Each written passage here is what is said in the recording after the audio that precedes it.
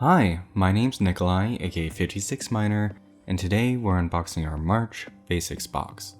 This month's box is all about creating your own custom watercolor.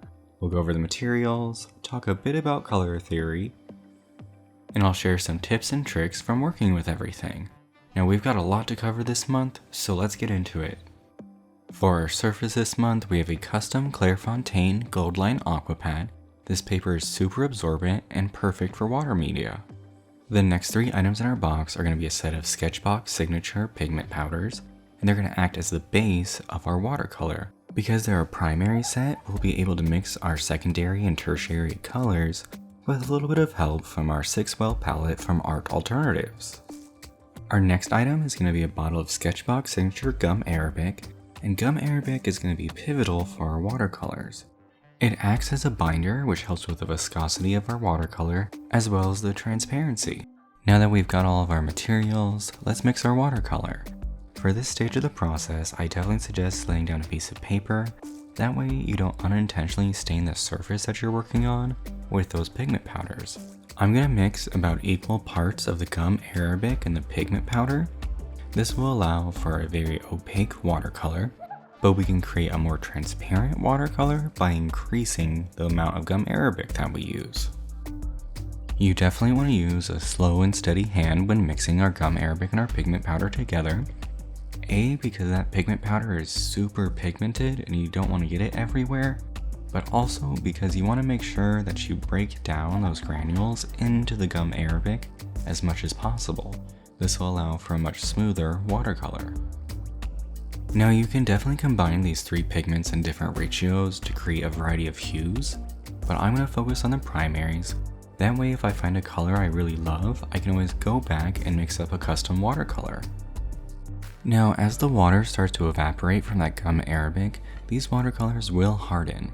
Here I've gone ahead and mixed up some watercolor in a bottle cap, and you can see that it acts just like a typical watercolor half pan. It's solid to the touch and doesn't rub off on your fingers. Let's grab the next item in this month's box, the SketchBox Signature Angled Chisel Brush, and explore some of those hues available to us. By mixing just two of our three primaries, we can achieve a lot of variance. Our reds and our yellows give us a beautiful peachy tone, our reds and blues give us some vibrant purples, and I really love the greens available to us from the blue and the yellow pigment in this month's box. And remember, we can always mix up a custom watercolor of any of those secondary values. In addition to mixing pigments, we can also control our color by the amount of water that we use. So here I'm diluting that red with a bit of water and creating a really subtle pink. Now depending on how we hold our brush, we can create a variety of different marks. And I'm going to mix a little bit of yellow into that pink and explore some more organic shapes. This is a great low stakes way in order to familiarize yourself with a brush if you haven't used an angled chisel before.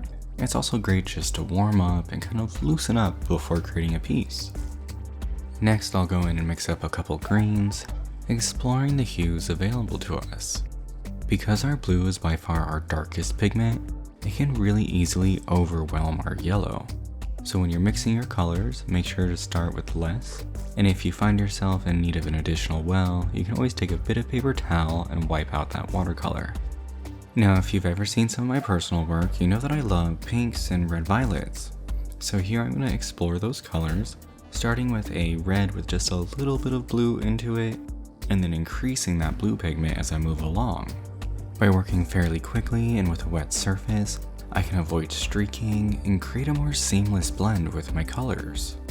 And thanks to the rougher texture of our pad, that pigment is going to sit on the surface and then seep in. So you really don't need to worry about too much running unless you're using a lot of water, which we really don't need to. Now when it comes to darkening colors or layering, you want to make sure that your first layer is completely dry before going back in.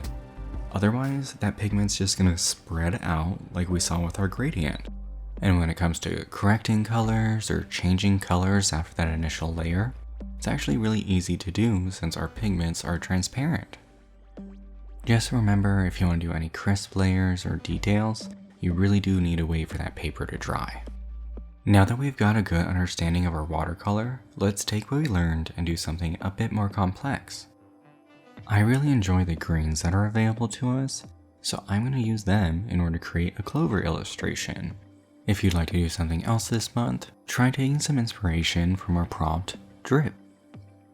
Since we'll be doing a lot of color mixing this month, I suggest having a scrap piece of paper, that way you can test your colors before committing to them on your piece. For my clovers, I'm going to simplify the petals into little heart shapes, warping and stretching out those hearts in order to imply a little bit of perspective and form. I'm going to create a few clovers around my composition with this color because I'm going to go in with some darker colors and imply depth and separate the foreground from the background of my piece later. Now, if you're following along with me, you don't have to worry too much about where you place your clovers. You just want to make sure that there's a good amount of distance between each one, because we're going to go back in and add more later. With the heads of my clovers complete, I'll go in with the tip of my brush and add some stems, and mix up a secondary color that's a little bit darker than that first one. I'm going to use this new color in order to create a series of clovers that sit behind that first row that we did. This will help to create a sense of a middle ground and increase the depth in our piece. To keep our clovers from bleeding into each other, it's really important that you let that first layer dry before going back in. This will help create some distinct areas of color, which will help to separate everything out. I'm also making sure those other clovers are slightly smaller than the first ones that we did. Lightening up that color just a little bit, I'm going to go in and create some strokes on our clovers to help create a sense of three-dimensional form. Right now it's very subtle because we don't have much contrast in our piece, but as we create those darker layers in the background, they'll begin to pop out a little bit more. Now, to help differentiate the background of my piece, I'm going to take my darkest green and add a bit more blue to it. That way we get a good sense of depth in our composition. As the spaces between our clovers become smaller and smaller, I'm going to rely more heavily on the tip of our brush in order to protect the color that we've already laid down. And as items are farther back into the distance, I'm making sure that they're smaller. That way I'm still following the rules of perspective. Mixing even more of that blue into my dark green, I'm going to take our final color and use it to fill in any gaps. This will really help to push everything to the far back and increase the dynamic value range of our piece. And this is really where we can see our composition come to life. It looks realistic and really full and bountiful. Let's grab the last item in our box, the Stabilo Fineliner in brown, and add some detail to our piece. Fineliners are great as they offer us thin and consistent marks, but because the Stabilo ink is water soluble, we can't go over them with our brush, so we need to make sure that this is the final step of our piece. I'm going to use the Stabilo to emphasize the clovers that are closest to us, so the ones with the lightest color, and I'm going to break up my line and add a few accent marks, that way I'm just not creating an outline. Consistent outlines can sometimes flatten out your piece and take away all that hard work that we did to make them look three-dimensional. Now you'll notice that I'll add a few marks to the background clovers, but that I'm doing very sparingly. I want all my detail to be in the front and that detail to fade out in the background. And with that, our piece is complete. Hope you enjoyed the video, learned a few things, and if you post your work online, make sure you use hashtag SketchBoxMarch. We love seeing what y'all create each month. And if you want to check out any of our previous videos, head over to our YouTube channel where you can like and subscribe.